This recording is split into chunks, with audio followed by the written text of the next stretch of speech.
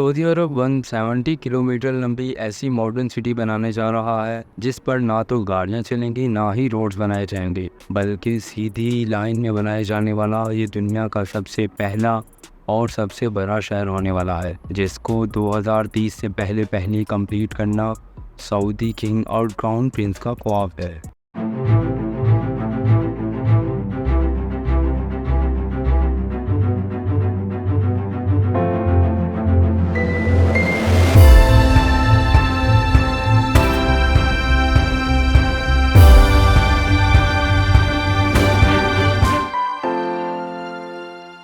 दी discover TV में एक बार फिर से आपका खुशामदीद। नाज़रीन, सऊदी रॉयल फैमिली दुनिया की अमीर तरीन फैमिलीज में शुमार की जाती है। अमेरिकन बिजनेस मैगजीन फोर्ब्स और विकीपीडिया के मुताबिक सऊदी रॉयल फैमिली ना मिलियंस ना बिलियंस बल्कि 1.4 ट्रिलियन डॉलर की मालिक है। लोकल करेंसी में बात की जाए तो ये अमाउंट 1050 खरब रुपए के बराबर बनता है। अगर अभी भी आपको समझने में मुश्किल हो रही है तो आइए इसको आपके लिए और भी आसान कर देते हैं। Jeff Bezos, Elon Musk, Bill Gates और मार्क ज़करबर्ग के साथ साथ दुनिया के टॉप 70 बिलियनियर्स की दौलत को मिला भी दिया जाए तो भी वो इस शाही खानदान की दौलत से मुकाबला नहीं कर पाएगी। सऊदी अरब के शाही खानदान की दौलत का ज़्यादातर हिस्सा इनको यहाँ से निकलने वाले ऑयल की बदौलत मिला। ऑयल निकलने से पहले सऊदी अरब सिर्फ रिलीजियस टूरिज्म पर डिपेंडेंट था, लेकिन 1938 में पहली बार यहाँ से ऑयल दरियाफ्त हुआ और देखते ही देखते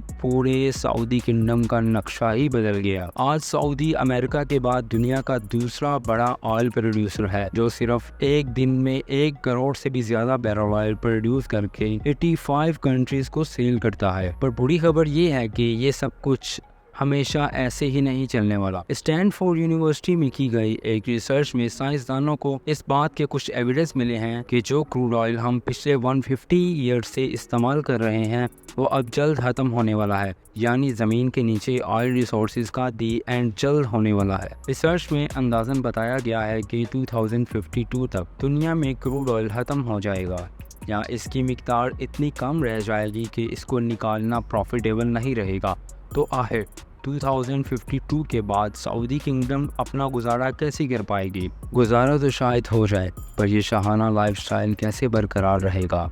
क्राउन प्रिंस मोहम्मद बिन सुलेमान ने अभी से ही सऊदी किंगडम को ऑयल की डिपेंडेंसी से हटाने का काम शुरू कर दिया है। दुबई की तरह अब सऊदी अरब भी वेस्टर्न टूरिज्म को प्रमोट कर रहा है और उसके लिए जो सिटी बनाई जा रही है वो दुबई से काफ़ी ज़्यादा एडवांस होगी। ये शहर दुनिया में मौजूद दूसरे तमाम शहरों से बहुत ज़्यादा मुख्तलिफ होगा, क्योंकि जहां दूसरे सिटी सेंटर से स्टार्ट होकर आहिस्ता आहिस्ता बाहर की तरफ फैलती जाती हैं, वहीं ये सिटी एक सीधी लाइन में होगी, वो भी 170 किलोमीटर लंबी लाइन।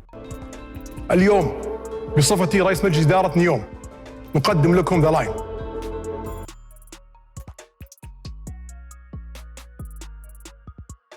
न्योम प्रोजेक्ट सऊदी अरब की इकोनॉमी को डाइवर्सिफाई करने का सबसे पहला अमल है। मोहम्मद बिन सलमान, जो सऊदी किंग सलमान बिन अब्दुल अजीज़ के बेटे हैं और जो अनऑफिशियली पूरी कंट्री को चला भी रहे हैं, उनके मास्टर प्लान में 2030 तक सऊदी को ऑयल की डिपेंडेंसी से हटाना भी शामिल है। लाइन सिटी सऊदी अरब की तबूक प्रोविंस में बनाया जा रहा है, जहां पर गवर्नमेंट ने इस नई सिटी के लिए एक स्पेशल जोन अलॉट किया है। इसकी एक साइड गल्फ ऑफ अकाबा और दूसरी साइड रेड सी को लगेगी, जबकि इसके साहिल से सिर्फ 5 किलोमीटर दूर इजिप्शियन सिटी शर्म अल शेख है, जो कि एक टूरिज्म हॉटस्पॉट बन चुका है। दोनों ममालिक के हुक्मरान का प्लान है न्योम और शर्म अल शेख को एक ब्रिज के जरिए भी कनेक्ट किया जाएगा, जिससे दोनों कंट्रीज को न सिर्फ टूरिज्म में फ़ायदा होगा बल्कि दोनों के दरमियान इसराइल को बाईपास करके एक लैंड कनेक्शन भी बन जाएगा। सऊदी गवर्नमेंट की तरफ से न्योम का जो नक्शा प्लान किया गया है वो वाकई काफ़ी इंटरेस्टिंग है। क्राउन प्रिंस का कहना है कि लाइन सिटी के बेशुमार फ़ायदे हैं और ये दुनिया को नेक्स्ट लेवल तक लेकर जाने का एक रोल मॉडल होगी। ये सिटी 3 लेवल्स पर फैली होगी। ग्राउंड लेवल पर ना ही गाड़ियाँ चलेंगी ना ही रोड्स बनाए जाएंगे, बल्कि ये लेवल नेचर से भरपूर होगा और सिर्फ पैदल चलने वालों की जगह होगी। दूसरे लेवल को सर्विस का नाम दिया गया है, जिसमें सारी कमर्शियल एक्टिविटीज़ जैसे कि शॉप्स, ऑफिसेज और मॉल्स वगैरह। नेओम सिटी का तीसरा लेवल इस सिटी की बैकबोन साबित होगा, क्योंकि यहाँ ultra high speed transport system बनाया जाएगा जो लोगों को 170 किलोमीटर पर फैले इस शहर के एक कोने से दूसरे कोने तक सिर्फ और सिर्फ 20 मिनटों में पहुंचाने की काबिलियत रखेगा। नेओम दुनिया की बाकी सिटीज़ के मुकाबले बिल्कुल डिफरेंट होगी, क्योंकि ये सिटी में मौजूद electric system, transport system, industries सब कुछ रिन्यूएबल एनर्जी के ज़रिए चलेगा। यानी जो ऑयल 2052 में दुनिया के लिए ख़त्म होना था वो नेओम सिटी के लिए 2030 में ही ख़त्म हो जाएगा। ये लाइन सिटी जहाँ रेड सी के साहिल से गुजरेगी, वहीं इसका ज़्यादातर हिस्सा 4,500 फीट ऊंचे पहाड़ों से भी गुजरेगा। सऊदी गवर्नमेंट ने इस हिस्से को ट्रोजिना का नाम दिया है। प्रोजेक्ट की कंस्ट्रक्शन के लिए किसी भी पहाड़ को नुकसान नहीं पहुंचाया जाएगा, बल्कि इसी नेचुरल लैंडस्केप की खूबसूरती को इस्तेमाल करके इसमें डेवलपमेंट्स की जाएंगी। इस लाइन सिटी की जोग्राफिकल लोकेशन ऐसी रखी गई है कि दुनिया की 40% पॉपुलेशन यहाँ 4 घंटे में पहुँच सकती है। सऊदी क्राउन प्रिंस का टारगेट जहाँ 2052 तक 1 अरब की पॉपुलेशन को अट्रैक्ट करना है।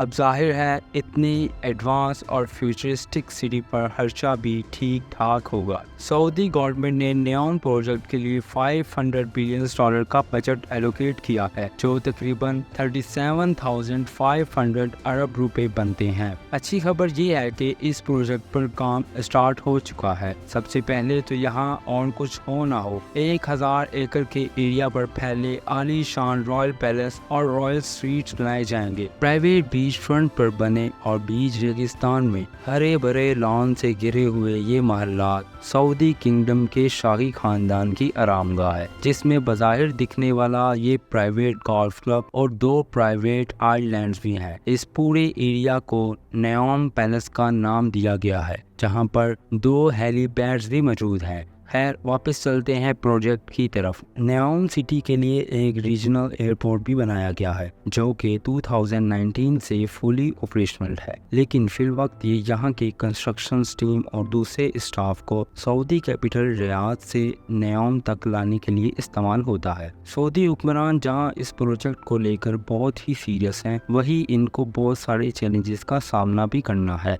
इनकी तरफ से ये दावा किया जा रहा है कि नेओम सिटी 100% रिन्यूएबल एनर्जी पर चलेगा। तो फिर सवाल ये है कि पीने का फ्रेश वाटर जो अभी फॉसिल फ्यूल के जरिए सी वाटर को फिल्टर करके इकट्ठा किया जाता है, वो बगैर फ्यूल के कैसे मिलेगा? क्योंकि ये बात तो हम सबको मालूम है कि सऊदी अरेबिया में फ्रेश वाटर की कोई एक भी रिवर नहीं है। 1 अरब लोगों के लिए इलेक्ट्रिक अप्लायंसेस 100% रिन्यूएबल एनर्जी पर ऑपरेट करने के लिए क्या कुछ करना पड़ेगा? ग्रीन एनर्जी से चलने वाली अंडरग्राउंड हायर स्पीड ट्रेन इतना जल्दी कैसे तैयार हो पाएगी? इन सब सवालों के जवाब बहुत ही सिंपल हैं। नेओम में फ्रेश वाटर जनरेट करने के लिए एक नया मेथड तैयार किया जाएगा। ग्लास से बना एक बहुत बड़ा ग्लोब तैयार किया जा रहा है, जिसको सी वाटर से भरा जाएगा। सोलर प्लेट्स के जरिए ग्लास ग्लोब को गर्म किया जाएगा। जब अंदर का पानी गर्म होकर स्टीम और वाटर वेपर में कन्वर्ट होगा और फिर इसको पाइप के जरिए बाहर निकाल लिया जाएगा। नेओम के वाटर सेंटर के CEO का मानना है कि इस तरीके से हर रोज 5 करोड़ लीटर फ्रेश वाटर बनाया जा सकेगा। रिवर्स ऑस्मोसिस और डिसैलिनेशन जैसी मौजूदा टेक्नोलॉजी के जरिए फ्रेश वाटर बनाने की कॉस्ट जहां 1000 लीटर पर $1 बनती है, वहीं कॉस्ट सोलर रूम में 62% कम होकर 38 सेंट्स यानी 28 रुपीज़ रह जाएगी। अब बात करते हैं एनर्जी सेंटर की। इस फ्यूचर मेगा सिटी की इलेक्ट्रिसिटी डिमांड पूरी करने के लिए 100% रिन्यूएबल सोर्स को इस्तेमाल किया जाएगा। सऊदी अरेबिया की लोकेशन के हिसाब से जहां ज़्यादातर गर्मी रहती है और गर्म इलाकों में विंड कंडीशन ज़्यादा बेहतर रहती है, इसलिए विंड टर्बाइन और सोलर की मदद से नेओम पर ऐसे प्लांट्स लगाए जाएंगे जो पानी और हवा को इलेक्ट्रोकेमिकल सेल के जरिए ग्रीन अमोनिया में कन्वर्ट करेंगे, जो कि एक बहुत इफेक्टिव फ्यूल है। नॉर्मल फ्यूल को जब बर्न किया जाता है तो ऐसी गैस प्रोड्यूस होती है जो पोल्यूशन का बाइस बनती है, लेकिन ग्रीन अमोनिया और ग्रीन हाइड्रोजन 100% रिन्यूएबल एनर्जी से बनाया जाता है। इसकी वजह से इसके बर्न होने पर नुकसानदायक गैस प्रोड्यूस नहीं होती। फॉसिल फ्यूल की तरह ग्रीन अमोनिया को ट्रांसपोर्ट और स्टोर करना भी काफ़ी आसान होता है। अब आ जाते हैं सबसे मेन सवाल पर, यानी अल्ट्रा हाई स्पीड ट्रेन जो दुनिया में पहली बार प्रैक्टिकली नियोम में इस्तेमाल होंगी। ये हाई स्पीड ट्रेन्स 482 किलोमीटर पर हावर से ट्रैवल करके सिर्फ 20 मिनटों के अंदर लाइन सिटी के एक कोने से दूसरे कोने तक पहुंचा सकेंगी। ये ट्रेन जिस टनल पर चलेगी वहां हैवी मैग्नेट्स लगे होंगे जो ग्रीन इलेक्ट्रिसिटी की मदद से ट्रेन को पुश या स्टॉप कर सकेंगे। और साथ साथ ट्रेन स्टार्ट में तो व्हील्स पर चलेगी, लेकिन स्पीड अप होने के बाद व्हील्स ज़मीन से 4 इंच ऊपर उठ जाएंगे और मैग्नेटिक फोर्स पर तैरती हुई ट्रेन सेम इलेक्ट्रिसिटी कंजप्शन में ज़्यादा फास्ट चल सकेगी। इस सिटी का डिज़ाइन बिल्कुल स्ट्रेट लाइन भी इसी वजह से रखा गया है ताकि अल्ट्रा हाई स्पीड ट्रेन को सफ़र के दौरान टर्न्स की वजह से स्लो ना होना पड़े। कई एक्सपर्ट का मानना है कि इस लेवल की फ्यूचरिस्टिक सिटी और इसमें यूज़ होने वाली टेक्नोलॉजी को 2030 तक बनाना पॉसिबल नहीं है, लेकिन नियोम प्रोजेक्ट का विजन और इस पर की जाने वाली मेहनत की वजह से एक बात तो क्लियर है कि सऊदी किंगडम अपने फ्यूचर को लेकर काफ़ी सीरियस है और वेस्टर्न टूरिज्म को प्रमोट करने की भरपूर कोशिश भी कर रहा है। मिलते हैं अगली वीडियो में नियोम प्रोजेक्ट्स की कुछ न्यू अपडेट्स के साथ।